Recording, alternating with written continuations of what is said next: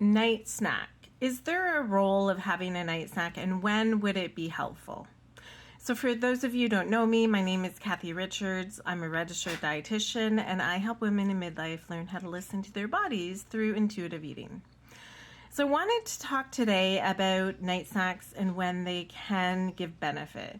So I'll give you an example of a recent client case study that I worked with. It's someone that's been working with me for a number of years. They live with diabetes. They are active for an hour at minimum every day. So initially when we started to work together, sorry, you might hear a dog in the background whining. When we started to work together, they were having hypoglycemia because of their high level of activity, their focus on reducing carbohydrates. There was a lot of low blood sugar happening, and for a long time that's what we had to focus on, was controlling the blood sugar. Obviously with diabetes, with anyone, we want to keep it stable throughout the day, but for that individual it meant having more carbohydrates than they thought or society told them that they needed to have. So we corrected that situation. We had weight loss. Over the years, I think there's been close to at least 70 pounds weight loss. I'm not exactly sure. That's not the focus. We're working on controlling the blood sugar. They came back to see me recently in follow-up, and their, main complaint was that they had regained 5 pounds. 5 pounds. They changed their activity level. They're a woman in midlife, so they were complaining of, loose skin on the arm. That was bothering them. So they did change how they were doing their weight training. They did notice that they had less, loose skin. They felt like their bicep was more defined, but the number on the scale went up 5 pounds.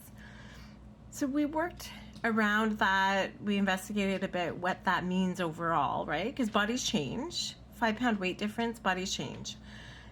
Their clothing's not fitting differently. Their energy is good. They do notice as soon as they go back to trying to reduce that carbohydrate and restrict it, they get the shakes, and skipping snacks in the daytime is not an option.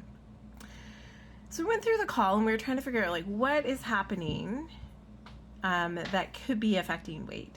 So then I asked about night snacks, because we know at night, especially in someone that's active during the day, the effective activity on blood sugar, as much as we might think it's right after a meal, there's the common practice being recommended on social media of taking a 10-minute walk after each meal to help regulate blood sugar. Definitely works, or doing air squats or whatever. Definitely works. But the effective activity on blood sugar can last up to 12 hours. So especially in someone that we're working with that has diabetes, if they're on certain medications, that exercise can show up in the night. And at 3 p.m. and 3 a.m., the natural rhythm of the body is that blood sugar drops. So that's why at 3 o'clock in the afternoon, a lot of people might be going to the vending machine looking for food because they're actually hungry or looking for coffee. So if you need ideas for snacks at that point, let me know below, comment snacks, and I'll send you a list. But in this individual, they know if they skip snacks during the day, they're going to get shaky and hypoglycemia. So instead of skipping snacks during the day, they said, well, at night I don't often take that snack.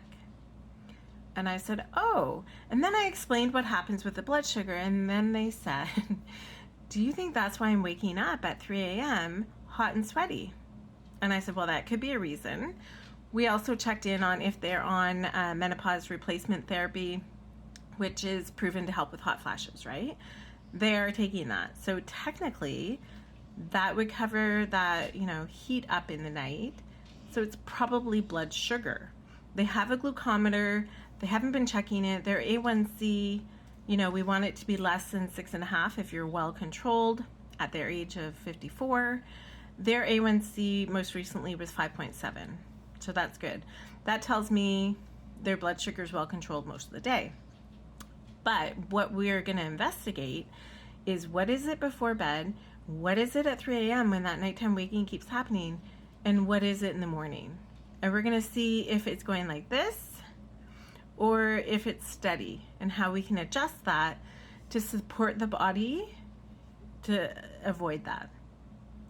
So a night snack can have a role. At night, fat and carbohydrate are what I would aim for. Wouldn't put a lot of protein in there because protein can make it hard to fall asleep or keep you awake. But that's what they're going to try. We're going to see what happens. And if I remember when they follow up with me next week in my messages, I'll come on and tell you guys what happened. Okay, so roll of night snack definitely can be helpful. Sometimes that night snack is what helps people get their weight to go down again. Not that we have to lose weight, not that that's the focus, but consistent sleep. We don't want sleep interrupted because of exercise or lack of eating. Sleep is like that foundation, right? So that's where a night snack can be helpful.